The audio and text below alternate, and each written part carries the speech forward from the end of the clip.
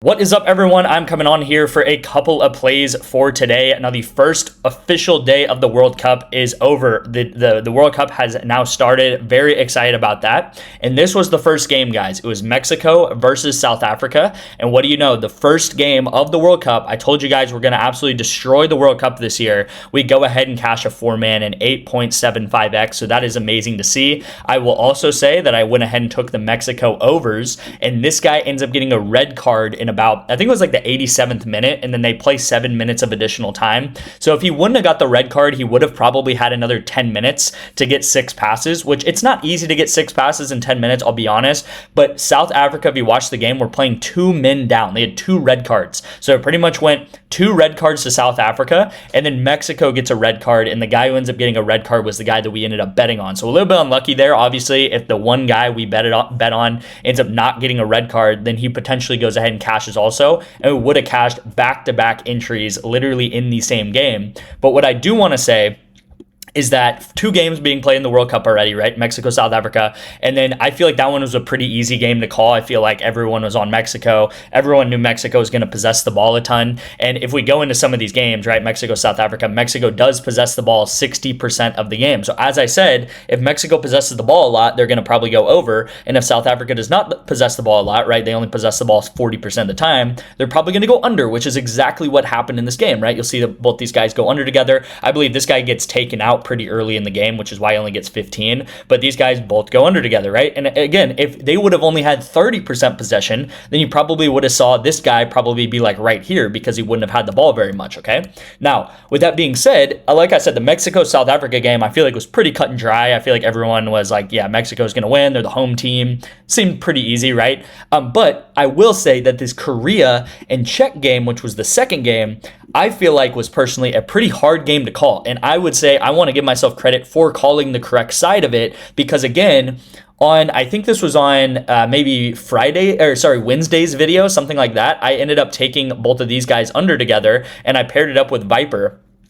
And this is a setup that we do have right now, okay? So this is a setup on the World Cup right here on this channel, and I took both of these Czech guys to go under, and I said that the Czech Republic was probably not going to have as much possession as South Korea, right? And South Korea actually has more possession than Mexico did. So South Korea then 62% possession in this game, and I'll show you guys, this was a very even odds game, okay? If you look at the money line here, Korea was plus 160 and Czech was plus 200. So this was up in the air, could have been anyone's game, and I'm proud of myself, so to speak. I got proud of myself, maybe isn't the right word, but I'm happy at least that I'm making the right calls so far, right? We're 2 games in, and I feel like both games, the Mexico game and the South Korea game, I made the right calls, so I know my research is working, right? And again, this game right here was not easy to call. This was completely kind of up in the air, 50-50, and as the tournament progresses, there's going to be more games like this up in the air, right? Because right now it's kind of like, we're playing like really, big nations versus small nations. It's kind of like, okay, obviously Germany's going to have a lot of possession against this team, right? But as we get further into the tournament, it's going to be like Brazil versus Germany, and it's going to be like, I have no idea who's going to possess the ball more. So because better teams are going to match up together. So that being said, we took both Czech guys to go under. They do go both under together. Again, the sole reason why these guys went under together, I don't care about anything else other than this number right here, right? They had 38% possession. Another way you can think about this is they literally had the ball for 38% of the time. So if you do 90 minutes, which is the minutes that they play, times 0.38 or times 38%, you would see that they only possessed the ball. I don't know what the math would be, but it'd be like 40 minutes out of the game or something like that. So if you only have the ball for 40 minutes out of 90 minutes, or it might even be less than that, then there's no way that you're going to both go over together. So they both go under together. Now, I did also take the Korea guys, and this is kind of similar to the Mexico play here. This guy didn't get a red card, but this guy did kind of underperform, and this was kind of weird. This guy's a very good player. He plays on Bayern Munich, which is one of the best teams in the world, and I was honestly expecting, if anything, this guy to go over and this guy to maybe fall under. But this guy, weirdly enough, only gets 55 passes. This is kind of an anomaly. Normally, when this guy gets 81 passes, this guy should soar over. But I have no idea why this guy only got 55. He really should have went over. There's really no other explanation than that. But again, I got to give myself credit. I got to be happy with the first day of the World Cup. We got this. We have a setup here. And on this channel, we have this setup right here for right here, and this was on Wednesday, and then I believe this was all the way back on maybe Monday or something like this that I sent this one out, but this was another one that we have set up, right? So right here on this channel, guys, to be clear, we have this set up for us going into tomorrow morning, and then we have this one set up for us going into tomorrow afternoon, okay? So 2 setups right here on this channel. Again, I'm doing very similar stuff to what I'm doing on my VIP. Just on my VIP, you're getting a lot more plays. And if you want to count them out, we have 1, we have 2, 3, 4, 5, 6, 7 setups going into the next couple of days, right? And this is exactly what I said yesterday. We have setups for Thursday, Friday, Saturday, Sunday, and again, the first day of the World Cup, we've already cashed one and got very close to cashing another one if this guy did not get a red card, okay? The rest of the day, I don't want to go over too much just because I've kind of talked a lot already, but we had some very close misses in League of Legends, or we had opposite correlation. So here's an example of a close miss, 0.5 miss by steps. Brutal loss there. He literally needs 1 more kill, and we would have had another setup going into this Canada game. And then this one right here, just a straight up opposite correlation with League of Legends, where I take the over, and they end up losing both games. And as you guys know, when you lose, you don't get many kills, and they get swept. They get 2-0'd. I was hoping that this team was going to go 1-1, and then with this Faker and Doran play, this game was completely 50-50 odds. You can find it somewhere, but it's HLE versus T1, both teams in the top 5 of League of Legends, and this game could have went pretty much 2-1, where T1 takes 2 games and HLE takes 1 game, or it could have went 1-2, and I pretty much bet on the fact that it would go 1-2 because I do think HLE is just slightly the better team, and this honestly was kind of a personal call. I think HLE just slightly is the more efficient team right now, and if we look at how the game went, well, what do you know, right? It went 2-1 to HLE, right? HLE wins game 1, T1 wins game 2, and the third game HLE wins very decisively 20-7, causing all these guys to go under, right? And you'll see the guys we bet on, like Faker and Doran, I believe it's who it was. Yeah, both of these guys only get 1 kill. So I can tell you right now that if T1 wins the third game and they go 2-1, at least Doran is going to go over, right? Doran's probably going to get maybe 3 to 4 kills in a win, and he would go well over his line. So the only reason these guys go under together is because they end up losing the game, okay? So that's a lot of information. I know I just spewed a lot of information. I talked about League of Legends. I talked about soccer, but even Canadian football I could get into, obviously, which we're going to get in today. But you guys have to understand that I pair things up in a correlated manner. And this is what I've been doing for 2.5 years now. We've pretty much gone up 1,000 units. I talked about this yesterday, that our record on this channel is pretty much 27 winning months and 5 losing months. Okay, so that's a really good record. I'm not going to come on here and say that we're never going to have another losing months because, again, you're seeing that we have had some losing months before, but we have an extremely good track record. And again, like I always say, we're gonna have some up days, some down days. It doesn't really matter day to day. And even this past whole week is a great example of that, right? We pretty much played this whole last week, past 7 days, preparing for the World Cup. And now we have, we've pretty much had 10 setups or something like that going into the start of the World Cup, and I've already cashed a 4-man, okay? So if we just cash pretty much 2 more of these, and I told you guys we have 7 setups, if we cash 2 more of these, we'll be back to like break even pretty much.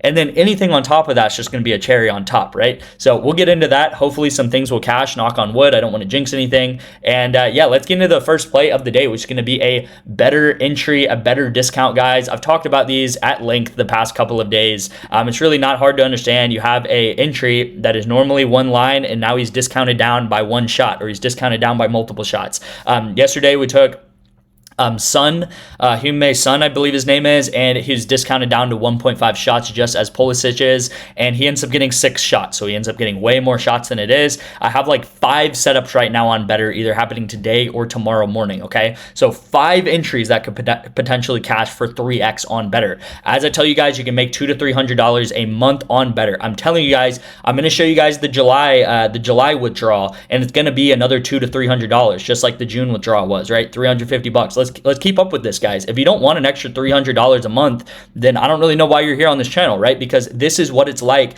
to profit long-term sports betting. You have to sometimes do the dirty work, so to speak. And all I'm talking about with the dirty work is just going on to Better every day, spending a minute a day, taking the discounts, and at the end of the month, you'll make $300, right? Is that really that difficult? I'm not telling you guys to drop down and do 300 push-ups a day. I'm telling you guys to literally go on an app on your phone, click around on some buttons, and you'll make $200 to $300, all right? Pulisic over, that's the discount. Obviously, there's 2 to 3 more discounts every single day on Better and on Sleeper. And then we're taking Monkey to go under. 8 kills in his game happening tomorrow morning. So let's try to get another setup for that. By the way, I do like USA money line. I like USA to win this game against Paraguay. That might sound like, I'm being favoritism to the USA because obviously, I live there, but I do actually think the USA has a really good team this year, a solid team. I won't say really good, a solid team, and I do think they handle Paraguay. They also have really good attacking fronts, and their defenders can attack as well. So they have a lot of players that have similar skill levels on this team, and they can all kind of move the ball around and all attack very well. And I think, honestly, USA is kind of a pretty solid team right now, okay? So USA money line is what I'm taking personally on Novig. If you guys do want to sign up for Novig, you can sign up with just $1 today and get 1 free month of the VIP, okay? So if you're in one of these blue states right here, you can sign up for Novig, put $1 in, and you'll get 1 free month of the VIP. Same thing with Better, like I just talked about with Better right there. And again, you can make pretty much a side hustle type of income with Better and with Sleeper, making hundreds of dollars a month just clicking a link on your phone. And again, with Sleeper, text me Better, text me Novig, whatever you want to sign up with. I will respond to you within 5 minutes, and my number is up here on the screen. You'll get 1 to 2 free months of the VIP with that. And again, Sleeper, you'll get a free $20 entry as well as a deposit match. All right, so that's that. Now we do have a huge 4-man today. All right, so I talked about us having already some setups on this channel with that Qatar player and then with Viper tomorrow. Now let's go ahead and shoot for the stars here and try to get a 4-man. Now this is a play that I would send out to the VIP every day of the week. All right, and this is also, I believe it is a 9.75x. It's either a 9.5 or a 9.75x. Okay, so with that being said, one thing about this is that PrizePicks normally pays out a 10x for 4-mans, and this can be completely uncorrelated, right? Like you have like Caitlin Clark in the WNBA, and then you have an NHL play, and then you have an NBA play, and then you have a football play. Like these things could be completely not correlated, and you're still pretty much getting the same payout as you would when I have a completely correlated 4-man entry right here, okay? And I'm going to talk about how correlated these guys are. But another thing to talk about, because it is a 9.5x, let's just call it a 9.5x, is that you have to understand that these picks are not going to hit very often, guys. If you have a 9.5x, you could miss 8 of these in a row. 8 in a row. Think about missing 8 entries, right? I'll say miss 8 entries in a row, but think about the actual emotional side of missing 8 entries, right? You're scrolling through PrizePicks and you just see miss. A lot of times people don't really conceptualize that. They think about, yeah, I could miss 8 entries in a row. That's not a big deal. But you have to be the type of person that can really deal with that personally, deal with that emotionally, right? Where you just see miss after miss after miss after miss. You could miss 8 of these in a row, and on the 9th one, you hit it. And on the 9th one, you would be profitable long-term because you hit that 9th one, okay? So we technically just need to hit 1 in 9 of these to be profitable. If you missed 8 in a row and you hit that 9th one, you would go up over the total of 9 entries. You would go up 0.5 units. So as long as we can hit 1 in 8 of these, 1 in 9 of these, 1 in 7 of these, we're going to profit long term. And a lot of people are not able to handle that, because if we hit 1 in 7 entries as a 4-man, that would be absolutely phenomenal. But a lot of people are not able to handle 6, 7, 8 entries missing in a row. They just physically cannot handle that, okay? So that's probably the most important thing that I've said all day, along with, getting on Better, getting on Sleeper, and just making free money, is just being able to emotionally handle miss after miss after miss, especially with these 3 and 4-man entries. And I'm telling you guys, our strategy makes money long term because we are able to hit at that hit rate, okay? Now, with Canadian football and with the World Cup, I want to start with the World Cup plays, but you have to think about these guys in pairs, okay? So you have a 4-man, but you have 2 different pairs of players pairing together in the 4-man. So we have football up here, and then we have World Cup soccer down here, okay? And in soccer, I'm taking both of these guys over together. And as I explained in this entire video, I've pretty much explained it, and I've explained it the entire week, guys, how soccer works. The more possession a team has, the more passes they're going to have, okay? So I think Turkey, just like Mexico and just like South Korea, is going to have about, I'll say, 58 to 60% possession in this game. Now, all the times that Turkey in the friendlies they've played in the past year have had about 58+% possession, these guys have normally gone over together. They have had a couple of games where they've gone way under. For example, Turkey played Spain a couple of months ago, and Turkey only had like 35% possession. But Spain is a much different team than Australia. To put that into perspective, Spain is favored to win the World Cup this year, okay? So versus the best team in the world, Turkey might only get 35% possession, but against Australia, that is barely even, I don't even know if Australia is going to make it out of group stages. They have a chance to get, 58, 60% possession in this game. So the more possession they have, right, if they had 80% possession, then this guy would probably have 100 passes or something like that. But 60% possession, I think this guy gets probably in the 70 to 80 range, and I think this guy gets in the 80 range as well. I really like especially this guy's line right here, because this guy, a couple of things I'm looking for, guys, is a lower line. So this guy's line is quite lower, and I like when the players play in Europe, right? This guy has a long history of playing in Europe. I believe he played on Inter Milan, so he played in Italy, he played in the Italian league, which is a very strong league, so he knows how to possess the ball, he knows how to run formations, and he's played on a very high level, pretty much, of soccer. It's just like if a player's played, in an NBA finals or something like that, right? They're just going to have a different level to them, pretty much, right? So that's going to be soccer correlation. We're taking these guys over together. If you guys want to also, just giving you guys a hint, if you guys want to take the Australian guys and take them under, that would be pretty good, right? But again, if Australia possesses the ball 60% of the time, which is unlikely, but if they do that, then these guys are probably going to go under, and you have to be okay with that, right? We're betting on this for the intention of that happening, okay? Now, the second part of this, right, as I talked about, we have one part of this, and we already kind of talked about that there, so I'm going to leave a check there. But the second part of this is going to be utilizing, actually I'm going to delete that check, is going to be utilizing inverse correlation, okay? So there's certain things that are positively correlated together. So just like passes, if one guy rises, the other guy's going to rise, and vice versa. If one guy falls down, the other guy's going to fall down. But this is an example of inverse correlation in football, okay? So one thing we do in football a lot is do quarterback receiver positive correlation. So if the quarterback throws for 400 yards, the receiver is probably going to get 100 plus yards. But this is receiver 1, receiver 2 inverse correlation. And as you're going to see, the games that they played last year, you have Polk right here, and you have Meidel right here, okay? And every single game except one game, so 6 out of 7 of the games, they have gone inverse together last year. The only game that they did not go inverse together was this game right here, and it was the start of the year last year pretty much. Actually, it wasn't the start of the year, kind of mid-year last year. And you'll see that Meidel actually barely goes over by about 3 passing yards, okay? And Polk goes over by about 3 passing yards. So this one was one of those games that was very close, all right? Where this guy could have potentially went under by 3 yards, and this guy potentially could have went under by 3 yards. So this one actually was kind of there, right? It's just because these guys' lines are there at this moment, right? So for example, I'm not going to get too much into that, but hopefully you guys kind of understand what I mean. Like they were really close to going opposite. But if you guys understand what I'm saying here, is that when Polk goes under, Meidel's normally going over. When Meidel goes under, Polk goes over, okay? Now I like Meidel's line a lot here. This is probably my favorite pick of the day. I like him over 37.5. I think his line should probably be about 44.5, which can make all the difference in Canadian football, or just football in general, right? Like 5, 6, 7 yards, this can make all the difference in some of these games.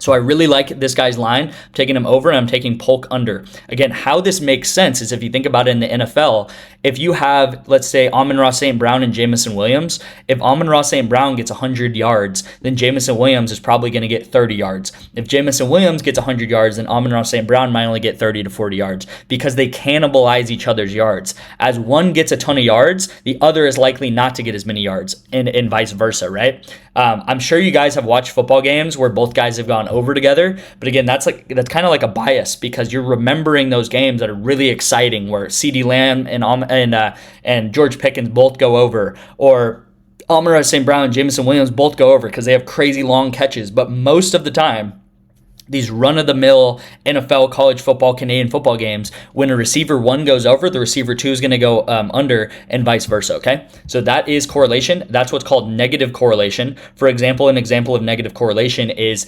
umbrella sales and the amount of sunny days in a year, right? So if there's more sunny days in a year, like 300 plus sunny days, there's going to be less umbrella sales. If there's less sunny days, there's going to be more umbrella sales because there's going to be more rain, right? So that is how that works. I know it sounds crazy. It sounds like, man, you're really pulling strings here, but I'm telling you guys, this is the stuff that works, okay? This is the stuff that works on PrizePicks, and you're getting a 9.5x for this. If you're still betting on 4-mans and you're taking random entries, right? You're taking like Amon-Ra St. Brown over with Caitlin Clark over with LeBron James under. This stuff is not going to work in 2026 because you could get the same payout pretty much for taking guys that actually are playing on the same team that affect each other, okay?